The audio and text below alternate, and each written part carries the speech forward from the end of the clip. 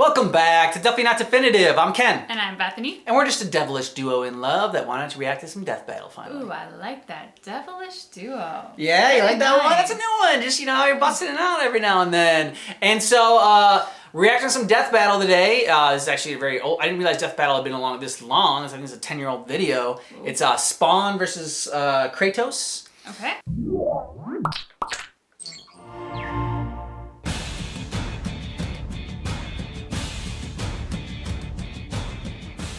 Of all the warriors who have entered this arena, none can compete with these two titans of death. Kratos, the ghost of Sparta who single-handedly annihilated Olympus. And Spawn, who managed to dethrone both Satan and God. I'm Wizard and he's Boomstick, and it's our job to analyze their weapons, armor, and skills to find out who would win a death battle.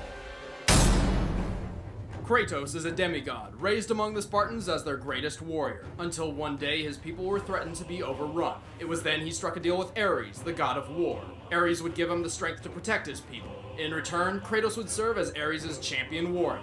Kratos became super powerful and really vicious, but was tricked by Ares into killing his own family. But hey, he saved some money on child support and divorce. The hot white ashes of his family clung permanently to his skin. Just like Michael Jackson. His quest for vengeance against the gods of Olympus began. As a demigod, Kratos possesses incredible strength, speed, and endurance. He can survive a pummeling from a titan and bench the power of Hercules. Kratos wields the Blades of Exile, twin short swords bound to his arms by chains. The blades have a hook design which Kratos can use to cut right through his enemies or snag them and whip them around. And like most badass weapons, they can somehow emit fire. Kratos is well trained in sword combat and possesses what may be the most powerful sword the Greek gods have to offer, the Blade of Olympus. After Kratos killed Ares, spoiler, he was made the god of war, but Zeus tricked him into putting all of his godly powers into this sword, making him mortal once again. And making the Blade of Olympus a deadly harbinger of death to even the toughest Olympians. His most versatile defense is his golden fleece, armor capable of blocking powerful blows and deflecting magical attacks. But there's a whole lot more to this guy's arsenal. Like the bow of Apollo, which can shoot a rapid stream of arrows or charge up deadly fire arrows. Then there's the claws of Hades, which mercilessly rip the souls out of their victims, though tough opponents like Kratos can resist them. The Nemean Cestus are giant, ultra-strong gauntlets which can stun foes with brutal shockwaves. The boots of Hermes give him superhuman speed, and when battling the infamous Icarus, he ripped those huge wings off the old fool's back and took them for his own, giving him powers of flight. Holy crap, that's a lot of weapons. I like this guy. Kratos is not invincible, but he is very difficult to kill. Hell, he can't even kill himself. In his rage, he tore apart the ranks of Mount Olympus and slaughtered every god upon and below it, except for Aphrodite. For obvious reasons. In doing so, he ultimately brought about the end of the world. Without the power of the gods to keep the chaos in check, the apocalypse had arrived, and its vanguard was Kratos. I was trying to make you a great warrior. Okay, Val Kilmer. You succeeded.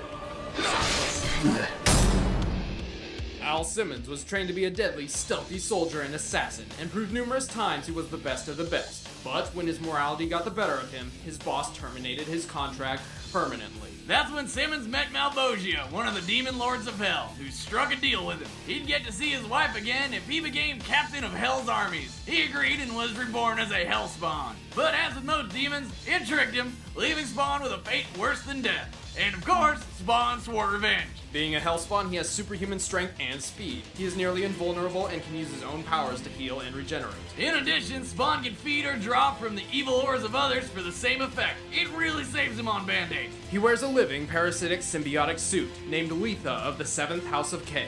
Letha has ridiculous powers. Basically, anything she or Spawn wants to happen can happen. The suit can create and control change, claws, spikes, and morph itself into pretty much anything Spawn wants. Like a badass cape that can trap enemies and protect Spawn from all sorts of dangers. The suit has a mind of its own, and can operate while Spawn focuses on other parts of the battle. It's strong enough to easily smash through brick, and fast enough to block bullets. However, Letha feeds off necroplasm energy when using the suit's powers, a hellish matter which Spawn is entirely composed of. If Letha uses too much, Spawn will be sent back to hell. However, like Spawn, Letha can also feed off the evil and sin of others. Spawn's also got tons of magic powers. He can teleport, transform, blow things up, turn invisible, alter matter, talk to animals, fly with his cape, read minds, and open portals to heaven and hell.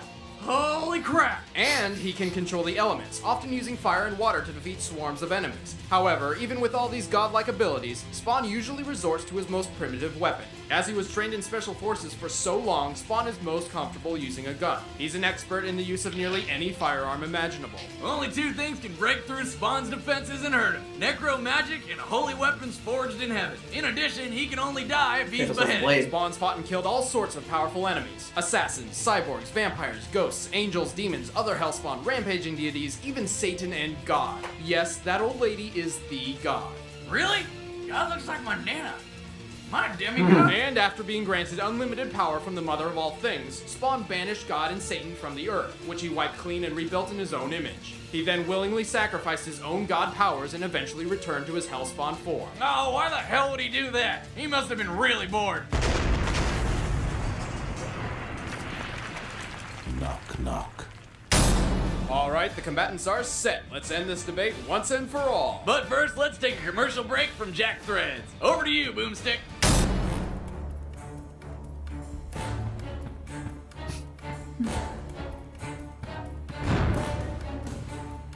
Fight. Who's gonna win? Oh, damn. Right now it looks like Spawn. Yeah. Do Kratos, though.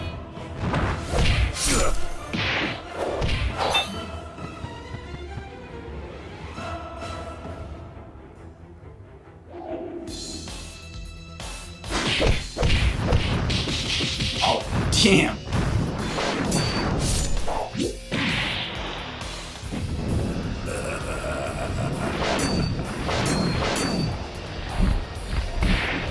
You're pissing me off.